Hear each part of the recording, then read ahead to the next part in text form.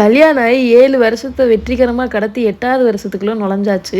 நான் பார்த்த வரைக்கும், நான் அனுபவிச்சதை வச்சு சொல்கிறேன். நிறையா கல்யாணம் ஆன பொண்ணுங்க வந்து என்ன பண்ணுவாங்கன்னா, அவங்க கல்யாண நாள் அன்னைக்கு போய் யாராச்சும் விஷ் பண்ணாலோ, இல்லை கல்யாண நாள் வரப்போகுது, இன்னும் 2 டேஸில் வரப்போகுது, 3 டேஸில் வரப்போகுது அப்படின்னு அவங்களுக்கு ஏதாச்சும் ரிமைண்ட் பண்ணுற மாதிரி நம்ம ஏதாச்சும் பேசணும்னா, அவங்க ஃபஸ்ட்டு சொல்கிற பதில் என்னென்னா, அந்த நாளை ஏன் ஞாபகப்படுத்துகிற, அதெல்லாம் ஒரு நாளா, அந்த நாள் மட்டும் என் வாழ்க்கையில் வராமல் இருந்துச்சுன்னு நான் எப்படி இருந்திருப்பேன் அப்படின்னு வந்து கண்டிப்பாக வந்து ஒரு 90% ஆஃப் தி உமன் வந்து கண்டிப்பாக சொல்லுவாங்க. அதில் நானும் ஒரு ஆள்.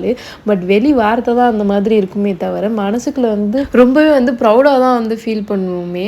அப்பாடி இவ்வளோ வருஷம் ஓட்டிட்டோமே அப்படின்ற மாதிரி தான் இருக்குமே. இந்த மாதிரி வந்து எவ்வளோ உமன்ஸ் வந்து யோசிச்சிருக்கீங்க கீழே மறக்காமல் வந்து கமெண்ட்டில் வந்து சொல்லுங்கள். தென் வந்து இந்த ஆனிவர்சரி வந்து செலிப்ரேட் பண்ணி நம்மளுக்கு நம்ம பாராட்டு விழா நடத்தியே ஆகணும்ல.